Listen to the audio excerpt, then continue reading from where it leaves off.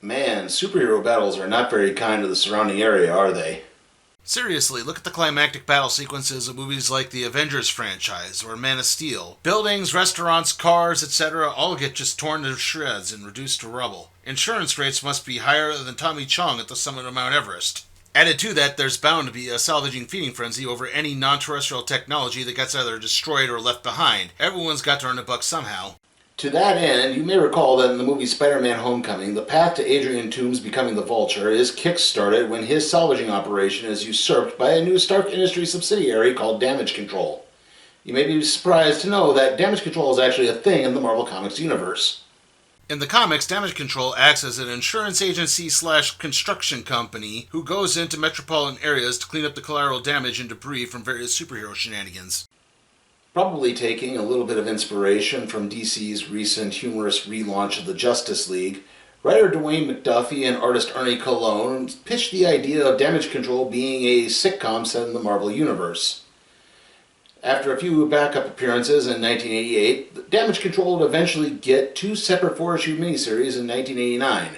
Today we're looking at the first of those 4-issue miniseries. This is Damage Control. Spider-Man and the Avengers take on a large robot in the middle of Manhattan. It's a product of the Wallcrawler's longtime foe, the Tinkerer. The shape-shifting abilities of the mechanical being allow it to fend off Thor, She-Hulk, and the Black Knight. It then begins increasing its size and height. As part of a last-ditch effort, Spidey leaps into the robot's mouth. He works his way into what appears to be a control room. He manages to shut the robot down, causing it to collapse against the World Trade Center towers. That is never going to stop being awkward.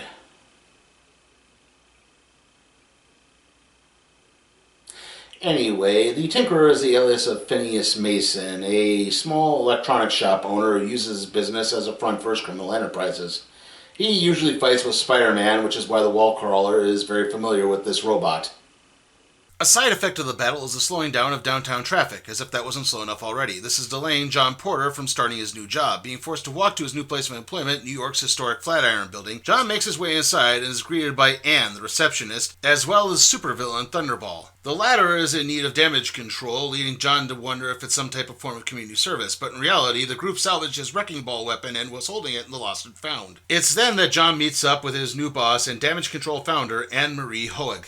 Anne-Marie Hoag founded Damage Control and used a friendship with Nick Fury to land several government contracts. John Porter is a former freelance insurance broker specializing in superheroes who was recently hired to be an account executive. He was hired for the job over Robin Chappell, Damage Control's traffic manager, leading to a rivalry between the two, which of course means they really just want to sleep with each other because sitcom logic. John gets an icy reception from Robin as she introduces him to his first client. Mr. Washington is with the Port Authority overseeing the Twin Towers. You know, the ones with the giant robot leaning against them. Also, the Avengers ditch Spider-Man, who's still trapped inside the robot. Added to that, Damage Controller's comptroller, Albert Cleary, has discerned that New York City is overdrafted on their account. Still, there's a job to be done, and construction foreman Lenny Ballinger has his crew working on the damage. Unfortunately, Lenny just lost one of his better workers who found something that gave him superpowers and left to find his calling. Other Damage Control employees include Chief Technician and Scientist Eugene Gene Strausser and intern Bart Rosem. Gene is working on trying to free Spidey, but the robot's metal skin immediately heals seconds after being cut. However, John finds a device that manages to reactivate the robot long enough to shift it into car mode. Oh no, Spider-Man! Thankfully, Spider-Man is okay and just stuck in the car's trunk. Upon being freed, he is grateful, though not entirely pleased. Afterwards, Chapel comes into John's office and offers him a drink and a truce. Nothing more. Meanwhile, a Latverian research lab is testing a new energy cannon that becomes the victim of a power surge. The sudden malfunction causes the entire building to turn into a glass-like substance. The scientists barely manage to escape the building with their lives. Naturally, Damage Control is called in to fix things. There are a couple problems, though. One, the substance the building is now made of is so unstable that any type of vibration could cause it to collapse and take out any other building in the area. Number two, Dr. Doom has actually defaulted on 6 months' worth of payments. Albert Cleary wants to collect on the bill, but the others aren't so sure as, well, it's Dr. Doom. Cleary is still determined to collect, so the others begin drawing lots to see who's going to accompany him to the Latverian embassy. However, this is halted as Bart volunteers to be the one to do the job. Shortly after the two leave, Ben Grimm of the Fantastic Four barges in the office. It's not related to Doom, but to an outstanding bill which his insurance won't cover. Fortunately, it turns out to just be a clerical error that John is able to clear up thanks to a friendly roar from the Thing. Meanwhile, Albert and Bart arrive at the assembly, where they run into a diplomat who says they don't need damage control anymore. It's then that Dr. Doom arrives, just as Cleary manages to piece together that the diplomat has been skimming funds off the top. The diplomat is taken care of as Doom settles the debt. As for the research facility, John Porter manages to take care of it with a pebble that brings the entire building down with no surrounding damage. As stated previously, Damage Control is headquartered in New York City's famous Flatiron Building located at 175 Fifth Avenue. The triangular-shaped building gets its name from the fact that it kind of looks like an old-timey clothing iron. Now, the Flatiron Building has appeared multiple times throughout popular culture, most notably as the headquarters of Channel 6 in the 1987 Teenage Mutant Ninja Turtles series, the headquarters of the Daily Bugle in the Sam Raimi Spider-Man films, and the headquarters of The Boys in The Boys.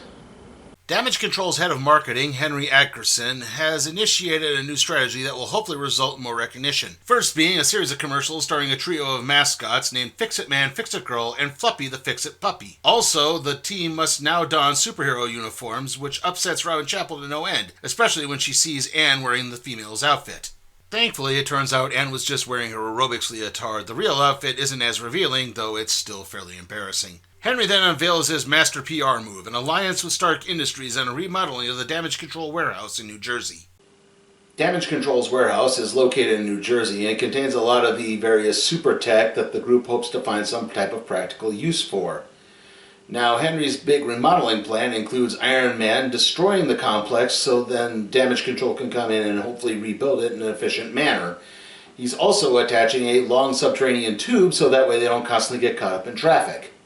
Unfortunately, when Henry leaves to set up the Iron Man appearance at the initial demolition of the warehouse, Damage Control gets a call from the workers in the tunnel after they've discovered a tiny design flaw. The tunnel isn't far enough under the Hudson River and it's now beginning to fill up with water. Added to that, the tunnel drill died, meaning that the workers are now trapped underground. John Porter steps up to dispatch Lenny's crew to the Hudson to see if they can find the leak and a means to patch it. Meanwhile, John and Jean hop in an underground terrain vehicle to locate the tunnel workers. While all of this plays out, Henry has been completely oblivious to the situation, ordered Iron Man to destroy the warehouse so Doom Control and begin remodeling it in a timely manner. The delay causes all the crowds to disperse and makes everyone lose any interest in Damage Control. As he helps escort the workers to safety, John pieces together a solution for the tunnel. He has the Damage Control home base place a call to Iron Man so he can assist Lenny's crew in placing a large metal sheet over the leak in the Hudson. With the leak now being sealed, the tunnel can now be collapsed as it's way too dangerous for any use. As for Henry, well, he gets to keep his job as long as he cleans up all of the mess at the warehouse that he caused. Our final story tonight takes place at the Xavier School for Gifted Youngsters, also known as the X-Mansion. The X-Men's home was recently destroyed with the climactic battle versus Mr. Sinister in the Inferno event. Yes, Inferno continues to haunt me.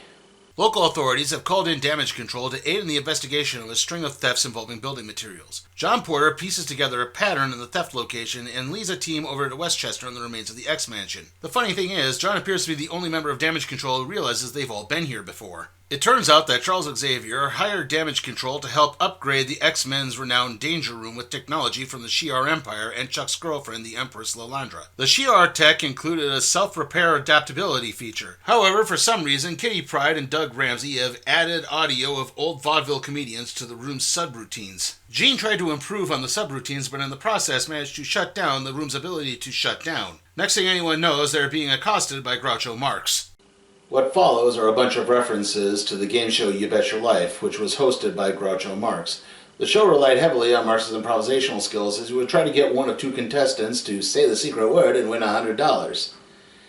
The show was so successful that it not only transferred from radio to TV, but after the show ended in 1960, it continued in reruns for almost 15 years afterwards. In the early 90s, the show got revived in a manner that would in no way prove to be problematic by today's standards. When the X-Men attempt to stop Groucho and hit the emergency shutdown switch, they are greeted by an onslaught of pies. Eventually, it falls to Kitty Pryde to use her phasing ability to short-circuit several robots and reach the kill switch. However, Groucho pieced together this line of attack and managed to place a giant mousetrap near the kill switch. Finally, Lenny manages to reach a kill switch and shut down the systems in the subroutines. Afterwards, Xavier mind-wiped everyone except John's memories in order to keep the Shi'ar tech from becoming public knowledge. Returning to the present, the collective memory returns to everyone as John points out that the mansion is now in self-repair mode. The materials being stolen are being used to rebuild this place. To that end, Damage Control elects to compensate the theft victims financially and let the robot do its job. And that concludes our look at the first 4-issue Damage Control miniseries. Like I said, they would actually get a second series in 1989, and then another one in 1991. From there, Damage Control would continue to make sporadic appearances throughout the Marvel Universe, most notably a sizable role in the Civil War event. Anyway, how was this series? Well, I really liked it. I think it does a good job with its humor. I think it balances the humor and seriousness. I mean, look at issue 3. That's a pretty serious storyline, but with a lot of humor sprinkled throughout it. I think it's really well balanced, and there's some pretty solid artwork. That being said, the last issue with the X-Men just kind of goes off the rails. It's a little too zany for my tastes. Like, there's some funny moments in there, but a lot of it just doesn't make sense. Like, why were the vaudeville radio tapes played in the subroutines of the Danger Room again? Like, I think they said something to do with adding an unpredictability factor, but I'm not entirely sure.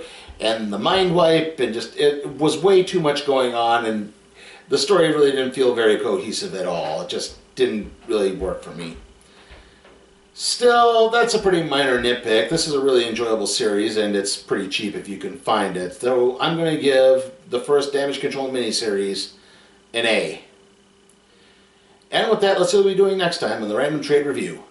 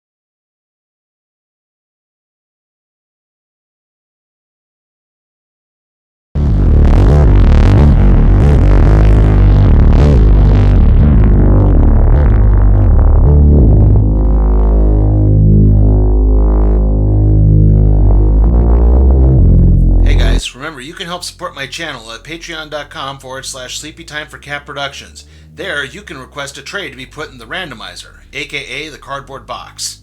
Also, remember, like, comment, share, subscribe, and ring that notification bell.